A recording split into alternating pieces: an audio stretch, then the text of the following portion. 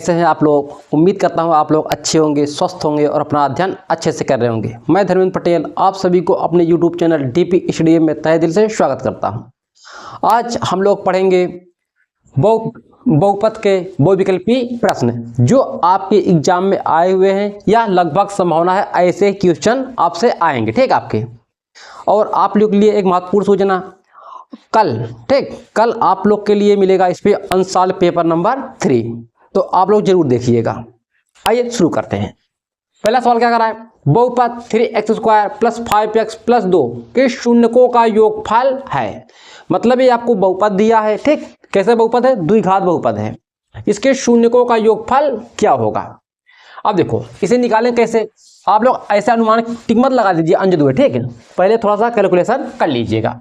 ये क्या है, हमारा व्यापक रूप क्या होता है, ax² + bx + c। इसे हम क्या करेंगे, कंपेयर कर देंगे। तो a बराबर क्या आएगा 3, b बराबर कितना आएगा 5, b बराबर 5, c बराबर 2। हम जानते हैं मूलों का योगफल क्या होता है, अल्फा प्लस बीटा बराबर -b/a। b का मान क्या है -5, a का मान कितना है 3। अब देखो किस विकल्प में है, बी वाले में, option B is right answer. आप लोग अब देखो ये तो हमें आपको कैलकुलेशन करके बताया। आप लोग क्या करोगे, जानते हो मूलों का योगफल होता है b/a, माइनस होता है, माइनस लगाइए 5/3, डायरेक्ट आंसर कर सकते हो आंसर। अब देखिए आगे, एक त्रिघात बहुपद की अधिक से अधिक शून्यकों की संख्या होगी। मतलब कोई एक त्रिघात बहुपद है, जैसे ठीक है, व्यापक रूप लेंगे ax³ + bx² + cx + d। ये क्या है, आपके एक त्रिघात बहुपद है। अब हम बताए थे आपको शुरू में ही, जो जितने घात का बहुपद होगा उसके उतने शून्यकों की संख्या होगी। देखो इसकी मैक्सिमम पावर क्या है 3, इसकी मैक्सिमम पावर क्या है 3, तो शून्यकों की संख्या क्या होगी 3। एक क्वेश्चन आपके पेपर नंबर 2 जो मैं कराया हूं उसका पहला सवाल है। ठीक, आगे देखिए, बहुपद 3x² + 5x - 2 के शून्यकों का योगफल क्या होगा। सेम पहले की तरह है, बस यहाँ पे माइनस आ गया है। ठीक है, बस यहाँ पर माइनस आ गया और सभी वही सवाल है।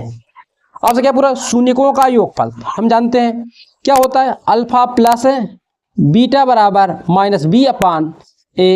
अब देखो b का मान क्या है 5, a का मान 3।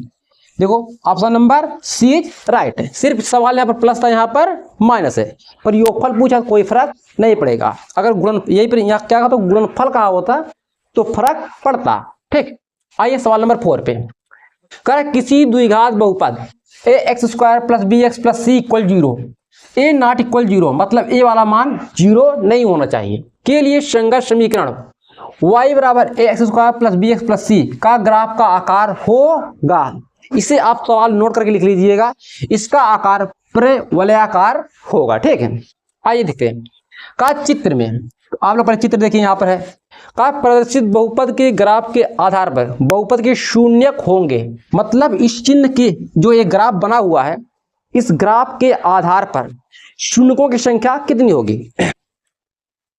शून्यकों की संख्या कितनी होगी। अब देखो एक स्थान पर काट रहा है एक अक्ष को, ठीक, 2 स्थान पे 3 और 4, तो बताओ शून्यकों की संख्या कितनी होगी 4। जाहिर सी बात है। ठीक, आप लोग ग्राफ के सवाल काफी देखे हैं, जो बच्चे ना देखे हो वो जाके इसका पहला वीडियो देख ले, नोट कीजिए। तो चलते हैं नेक्स्ट क्वेश्चन पे।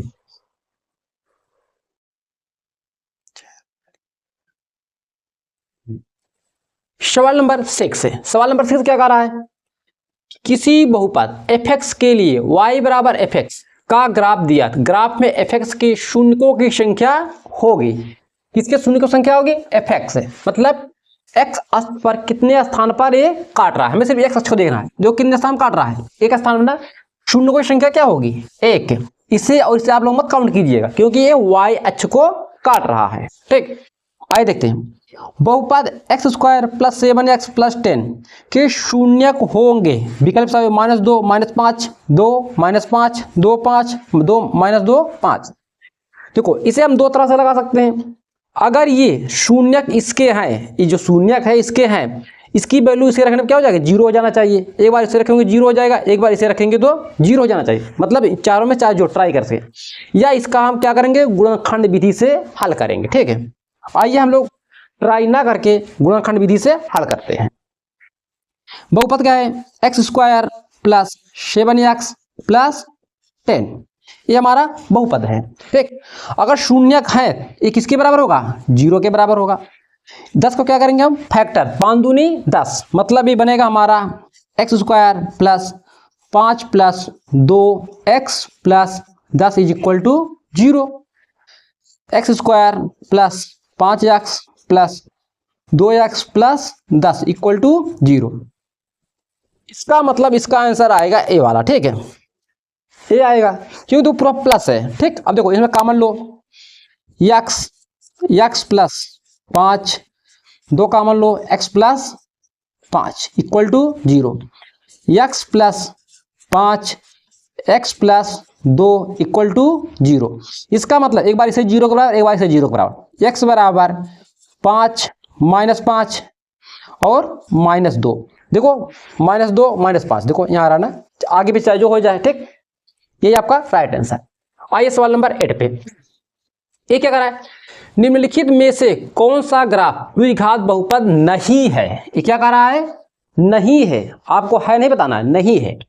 जानते हो ये क्या है, आपका द्विघात बहुपद है। ये भी क्या है, दो घात बहुपद है। ठीक है, जब कर्व आपको ऐसे जाए, ऐसे आए, चाहे जैसे भी कर्व आए इस तरह से है, तो क्या होगा, आपका दो घात बहुपद है।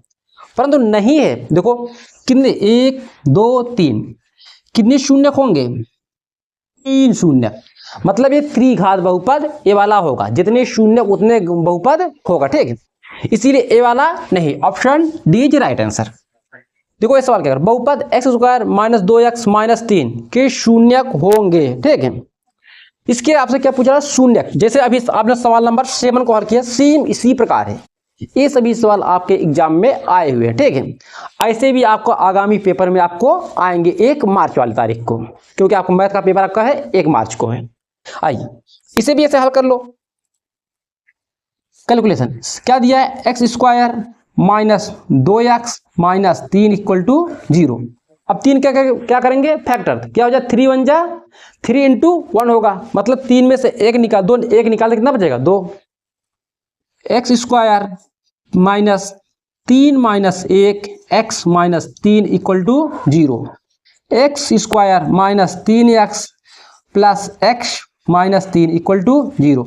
एक्स कॉमन लो, x माइनस 3, 1 कॉमन लो, जब कुछ ना कॉमन लो क्या कॉमन लेंगे, 1 इक्वल टू 0, मतलब x minus 3 x plus 1 equal to 0। एक बार इसे 0 के बराबर, एक बार इसे 0 के बराबर, तो आएगा x का मान 3 माइनस 1। अब देखो किस विकल्प में है, 3 माइनस 1, विकल्प number C is right answer. आप लोग नोट कीजिए, फिर चलते हैं नेक्स्ट क्वेश्चन पे।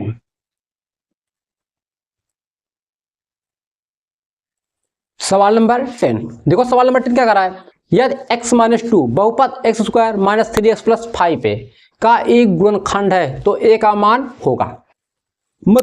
मतलब ये वाला बहुपद, ठीक, इसे हल करने पे ये गुणनखंड उसका आ गया x माइनस 2। अगर ये x माइनस 2 इस बहुपद का गुणनखंड है, ये क्या होगा, x माइनस 2 बराबर 0, मतलब x बराबर 2 आएगा। अगर x बराबर 2 इसमें रखें, इसे क्या करो, 0 कर देना चाहिए, मतलब ये 0 के बराबर होगा। ऐसे कहने का मतलब x माइनस 2 बराबर 0, तो x बराबर क्या आएगा, 2। हमारा बहुपद क्या है, x square minus 3x plus 5a। ठीक, अगर हम इसका मान इसमें रखेंगे, किसके बराबर जाना चाहिए, 0 के बराबर हो जाना चाहिए, क्योंकि a इसका एक सदस्य है। कहने का मतलब रखो, क्या हो जाएगा, 2 रखेंगे, 2 का पावर कितना हो जाएगा, 4, ये कितना हो जाएगा, 6 प्लस 5a बराबर 0। यहाँ 5a का मान कितना आएगा, इसे निकालो, ये आएगा 2। ठीक, क्योंकि इस साइड चला जाएगा 2, a बराबर 2/5, यही हमारा राइट आंसर होगा। ठीक, ऐसे निकाल लीजिएगा आप। अब सवाल नंबर 11, बहुपद 3x square minus 5x plus 7x power 3 minus 2x power 4 plus 9 की घात है। आपको इस बहुपद से देखकर घात बताना है। हमने आपको बताया था घात वही होगा पहले वीडियो में जो मैक्सिमम पावर होगी। ठीक, अगर आपको लिखने का आरोही अवरोही क्रम में कहेगा उससे लिखिएगा, परंतु आपको घात बोल रहा है। सबसे बड़ी घात देखिए 2 है, 1 है, 3 है, 4 है। सबसे बड़ी घात क्या है? 4, इसीलिए ये क्या है? 4। ठीक, अब देखो बहुपद px बराबर -3 की घात है, इसका आपसे पावर पूछ रहा है। अब देखो इसका पावर पूछ रहा है, इसे हम ऐसे भी लिख सकते हैं px बराबर -3 x पावर 0। देखो x पावर 0, अब जानते हैं अगर किसी भी संख्या पावर 0 उसका मान क्या होगा? 1। x पावर 0, इसकी घात क्या होगी? 0 होगी। ठीक है, मतलब आपको दे देगा कोई कांस्टेंट है तो उस जान जाए तो उसका मान क्या होगा? घात 0 होगा। ठीक है, निम्नलिखित में से द्विघात बहुपद है, आपको द्विघात बहुपद बताना है। देखो ये क्या है? इसकी मैक्सिमम पावर क्या है? 3, इसीलिए दो घात बहुपद नहीं है। इसकी मैक्सिमम पावर क्या है? 1 है। ठीक, इसकी मैक्सिमम पावर क्या है? 1, इसीलिए गलत। देखो x पावर 1 है ना, एक घात बहुपद है, मतलब एक चरखी समीकरण है। इसकी पावर क्या है? 0, ये क्या है? नहीं है। आपसे क्या होगा? द्विघात। देखो इसकी हाईएस्ट पावर क्या है? 2, इसीलिए आपकी ये क्या होगी? यही होगी। ठीक, हाईएस्ट पावर जो होगी वही दो घात बहुपद होगा।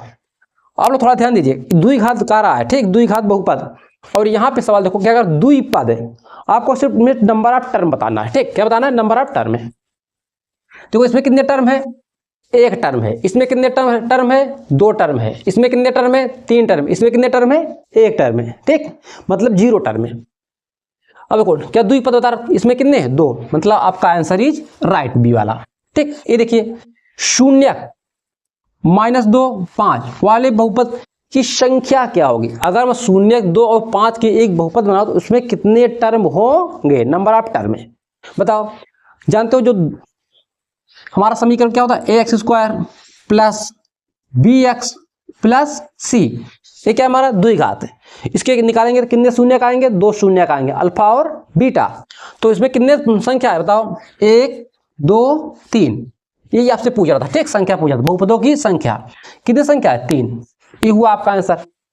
ये क्या? द्विघात बहुपद x² plus kx plus k not equal 0, के शून्य होंगे।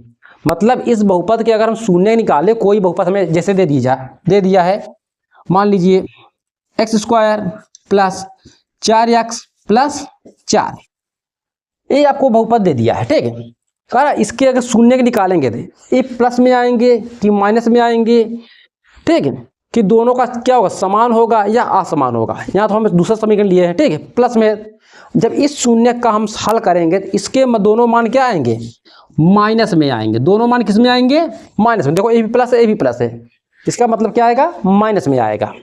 मतलब क्या है? दोनों धनात्मक नहीं हो सकते, दोनों ऋणात्मक नहीं हो सकते, सदैव असमान होते हैं, सदैव बराबर होते हैं। जब ऐसा आएगा, ठीक है, तो इसमें क्या होगा? दोनों धनात्मक नहीं हो सकते। देखो दोनों धनात्मक नहीं हो सकते, इसका मतलब दोनों ऋणात्मक हो सकते हैं। ठीक है, option number A is right है। बस आज इतना है। आप लोग बस इतना देखिए, अपने से हल कीजिए और क्वेश्चन अपने से ट्राई कीजिए। ठीक, हम आपके साथ हैं, जितना डाउट होगा उतना हम आपको बताएंगे। इतना ध्यान रखिए। कल आप लोग के लिए अंशाल पेपर नंबर 3, जो बच्चे अभी नहीं देखे हैं अंशाल पेपर ठीक, वो जाके इस प्ले लिस्ट बनी है, वहाँ पे आप लोग देख लीजिए। आप लोग से एक गुजारिश है, जो बच्चे चैनल पे नए हैं कृपया चैनल को सब्सक्राइब कर लें। ठीक, ताकि ऐसे ही लेटेस्ट वीडियो उन्हें मिलता रहे। अपना ध्यान रखिए, मिलते हैं फिर नेक्स्ट वीडियो में।